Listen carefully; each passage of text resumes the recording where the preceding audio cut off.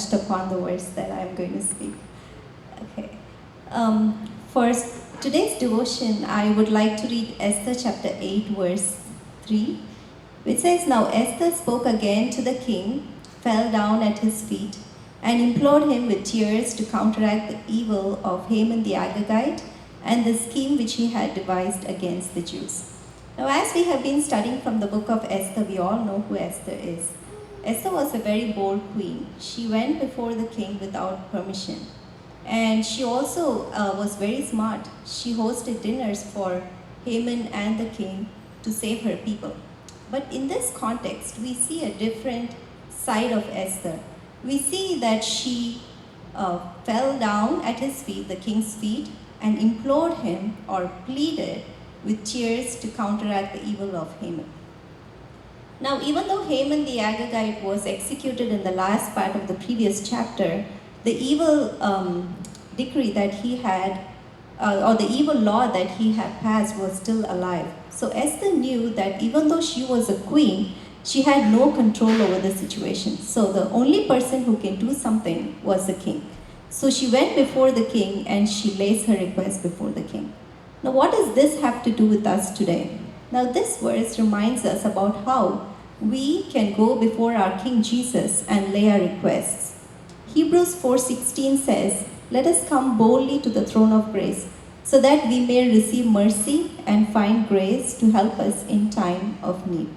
Now, there is a difference between how Esther approached the king and how we can approach our King Jesus. When Esther approached the king, she had fears about maybe the king's mood or how he would react when she lays her request. And also she had to be summoned to lay her request before the king. But when we approach King Jesus, we don't need an appointment. We can just go before him anytime because the door to God is always open.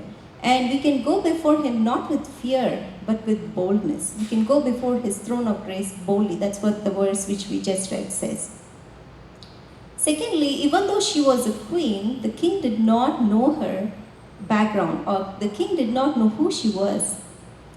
But our King Jesus knows who we are. He knows our background. He knows our thoughts, our fears, all the needs that we have, or even before we ask something in prayer, Jesus knows it very well.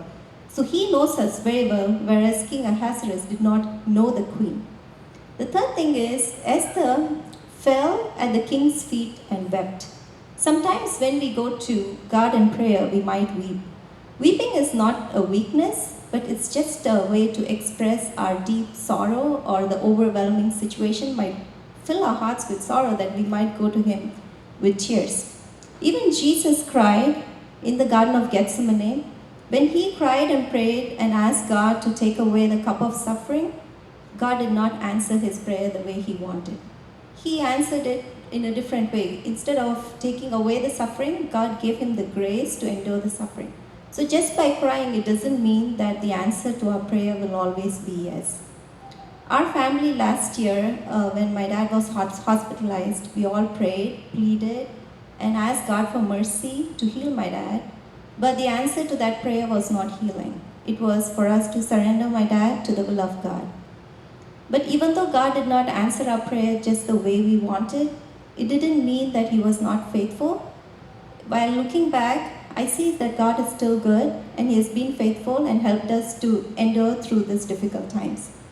So, regardless of where you are in your prayer life, remember that we can always approach God boldly and lay our request. And if you're very overwhelmed by your situation, because sometimes things are not in our control, just like how Esther went to king because he had the ultimate control, we can go to our king who has the ultimate control and lay all our requests before him. I'm reminded of a quote about prayer which says, "Prayer doesn't change God, it changes me." I would like to close by reading this promise. God is not a man that he should lie, nor a son of man that he should repent. He has said, and will he not do? Or has he spoken, and will he not make it good? Thank you.